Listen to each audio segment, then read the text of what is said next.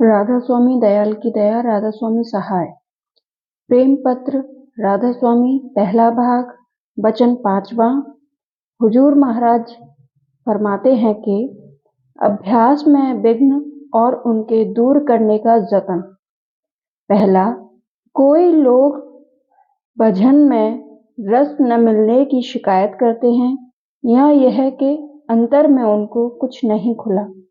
इसका सबब यह है कि या तो उनका मन वक्त अभ्यास के संसारी चाहों या कामों की गुनावन या ख्याल में लगा रहता है, या संसारी काम या उनकी गुनावन करके अभ्यास में बैठते हैं, या उनको जो कुछ अंतर में सुनाई या दिखाई देता है उसकी उनको पहचान और कदर नहीं है।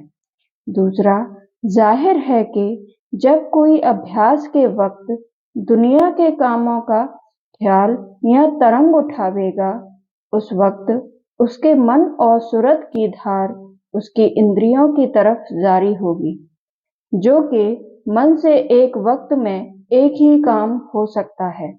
और रस ऊपर यानी ऊंचे की धार में है तो भजन का रस मन को जब तक के उसकी धार ऊपर के चैतन्य से चढ़कर न मिले क्यों कर आ सकता है। तीसरा, जो कोई संसारी काम या उसका ख्याल करके अभ्यास में बैठता है तो मन और सूरत उसके कामना की धार से भीगे हुए हैं और उस वक्त उनका झुकाव और ख्याल नीचे की तरफ हो रहा है।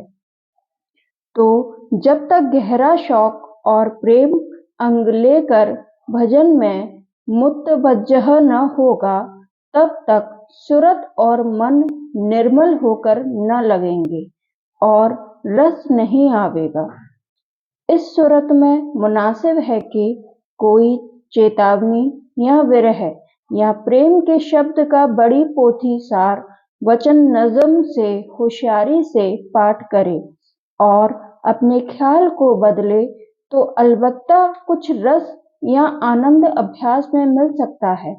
चौथा, कोई शख्सों का यह हाल है कि जैसा कि उनको भेद स्थानों का मिला है, जब अभ्यास में बैठते हैं तो चाहते हैं कि पहला मुकाम तो फौरन ही खुल जावे और जो कुछ उसकी झलक दिखाई देवे तो चाहते हैं कि बराबर उनके सामने खड़ी या कायम रहे, और जो आवाज उनको पहले मुकाम की सुनाई देती है तो उसकी जैसा कि चाहिए कदर नहीं करते। इस सबब से अभ्यास रूखा और फीका मालूम होता है। तीसरे तिल या सहस्र दल कमल का नजर आना और उसका ठहरना आसान बात नहीं है, क्योंकि यह मुकाम विराट स्वरूप और ब्रह्मा के हैं। ऐसी जल्दी इन मुकामों का देखना और ठहरना मुश्किल है, लेकिन कभी कभी उनके स्वरूप या झलक का दिखाई देना और आवाज घंटे की सुनाई देना यह भी बड़ा भाग है। आहिस्ता आहिस्ता आवाज भी साफ और नजदीक मालूम होती जाएगी और कभी स्थान का स्वरूप भी दिखाई देगा। चौथा, प्रेम और प्रतीत के साथ अभ्यास करते रहना मुनासिब है और समझना चाहिए कि संत मत के अभ्यास का मतलब यह है कि सूरत और मन जो पिंड में बंधे हुए हैं ब्रह्मांड की तरफ और फिर उसके पार चढ़कर पहुंचे। जो कोई ध्यान में अपने मन और सूरत को पहले या दूसरे मुकाम पर जमावे और थोड़ी देर तक ठहरावे तो चाहे उसे कुछ नजर आवे या नहीं, सिमटाव और चढ़ाई का रस तो उसे जरूर ही मिलेगा। इसी तरह जो ध्यान और भजन के वक्त अपने मन और सूरत को जोड़ेगा और जहां से कि आवाज आ रही है वहां तक आहिस्ता आहिस्ता पहुंचावेगा तो जरूर उसको आनंद भजन का आवेगा।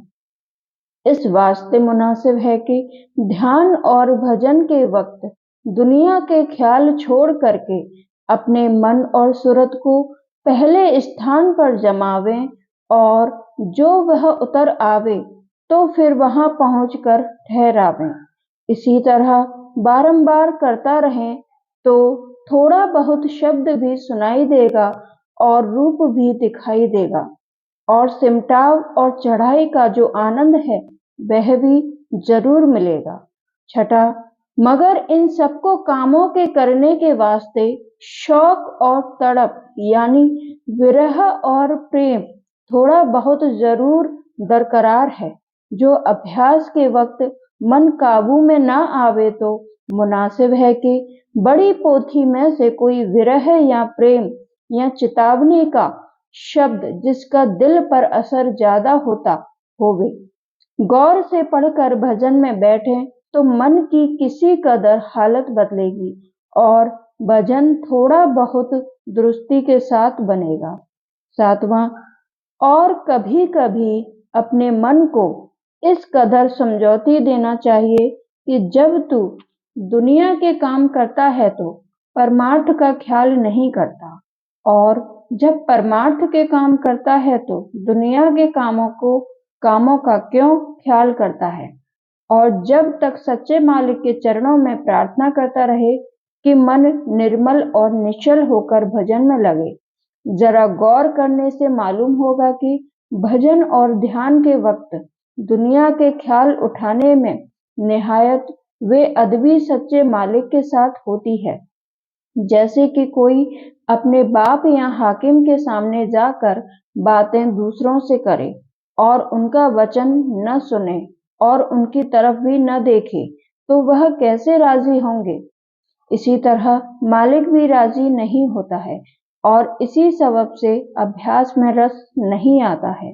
इस वास्ते मुनासिब है कि जो ज्यादा न बने तो थोड़ा ही अभ्यास करे, पर जहां तक मुमकिन होवे दुरुस्ती और तवज्जो के साथ करे। आठवां, जब कभी भजन या ध्यान के वक्त देह या सुस्त शिथिल होती हुई मालूम होवे या नींद आती मालूम होवे तो उस वक्त अभ्यास को छोड़कर थोड़ी देर के वास्ते हाथ और पैर फैला देवे। जो ज्यादा सुस्ती होवे तो उठकर 2-4 कदम टहले और फिर बैठकर अभ्यास करे। नौवां, जब भजन के वक्त गफलत या बेहोशी होती मालूम पड़े तो उस वक्त नाम का सुमिरन और स्वरूप का ध्यान 2-4 मिनट के वास्ते करे और जो गफलत दूर न होवे तो जब तक खूब होशियार न हो जावे तब तक यही अभ्यास करें। 10वां, जब कोई खराब तरंगें या दुनिया के ख्याल उठें तो नाम का सुमिरन और स्वरूप का ध्यान करके उनको हटाना चाहिए और जो ऐसे ख्याल दूर न होवे तो भजन को मुलतवी करके थोड़ी देर के वास्ते सुमिरन और ध्यान का अभ्यास करे और जब वे ख्याल दूर हो जावे तब फिर भजन में बैठ जावे। लेकिन जब मन ज्यादा जोर करे और सुमिरन और ध्यान में भी न लगने देवे तो उस वक्त भजन और ध्यान छोड़ देवे और 2-1 शब्द का पाठ समझ समझ कर करें, यानी हर एक कड़ी को 5-5 4-4 दफे पढ़ें और उनका मतलब समझकर अपने ऊपर घटावें और फिर अभ्यास में लगें। और जो फिर भी मन रुजू न होवे और वे फायदा तरंगे उठावे तो उठ खड़ा होवे और फिर दूसरे वक्त पर अभ्यास करे। 11वां, मालूम होवे कि राधा स्वामी दयाल की दया की धार हर वक्त जारी है और जब तक अभ्यासी की सूरत और मन की धार उस धार के साथ न जुड़ेगी या उसको न छुएगी तब तक उस धार का असर प्रकट मालूम नहीं होगा। और यह बात जब हासिल होगी जबकि मन और सूरत विरह अंग या प्रेम अंग लेकर अभ्यास में लगेंगे या संसार की तरफ से किसी सबब से दुखी होकर और राधा स्वामी दयाल की तरफ सच्चे मन से दया की चाहना करके या किसी वक्त किसी तरह का सच्चा खौफ दिल में होगा, उस वक्त राधा स्वामी की मदद सच्चे दिल से मांगने के वास्ते भजन में बैठेंगे। ऐसे वक्त और हालत में कुछ न कुछ दया की परख जरूर होगी और थोड़ा बहुत रस और शांति जरूर आवेगी। 12वां, मालूम होवे कि जिस रोज खाने पीने में कुछ ज्यादती या बेतरतीबी हो जावेगी तो भी भजन का रस नहीं आवेगा, और जो कोई बुरा काम किसी से बन पड़ेगा जिससे किसी के काम में नुकसान पहुंचता हो या पहुंचने वाला हो तो इस सबब से भी भजन में रस न आवेगा। ज्यादा खाने से भजन के वक्त धार ऊंची नहीं चढ़ती और पाप करने में सुरत और मन का झुकाव नीचे की तरफ रहता है। इन दोनों बातों का अभ्यासी सत्संगी को ख्याल रखकर अपनी संभाल जैसे मुनासिब होवे करते रहना चाहिए। 13वां, जिस किसी का मन दुनिया के खास कामों में या किसी खास शख्स के साथ ज्यादा बंधा है या किसी के साथ उसकी सख्त दुश्मनी या ईर्ष्या है तो भी मालूम मालिक के चरणों का प्रेम उसके मन में बहुत हल्का रहेगा और इस सबब से अभ्यास में कम लगेगा और रस कम आवेगा। वचन 14वां, खुलासा यह है कि सच्चे सत्संगी को चाहिए कि जिस कदर बने हर रोज दुनिया की प्रीत मन से कम करता जावे और मालिक के चरणों में शौक और प्रेम बढ़ाता जावे, तो जिस कदर मन दुनिया की मोहब्बत से खाली होता जावेगा उसी कदर मालिक के चरणों में प्रीत बढ़ती जावेगी और उसी कदर भजन और ध्यान का रस बढ़ता जावेगा और दया अंतर में ज्यादा मालूम होती जावेगी। वचन 15वां, जो कोई अपने मन को भोगों की तरंग उठाने और फिर उनमें बर्तनों से बिल्कुल नहीं रोकता है और चाहता है कि दया ऐसी होवे कि मन उसका बिल्कुल निर्मल हो जावे, तो इस तौर से दया नहीं आती है। उसको चाहिए कि जहां तक उसका बस चले मन को रोके और जब कभी रोके से न रुक सके तो शर्म आवे और पछतावे और मन को डर दिखावे कि आइंदा बहुत दुख भोगने पड़ेंगे, और जब तक प्रार्थना भी करता रहे तब शायद कुछ हालत मन की आहिस्ता आहिस्ता बदले।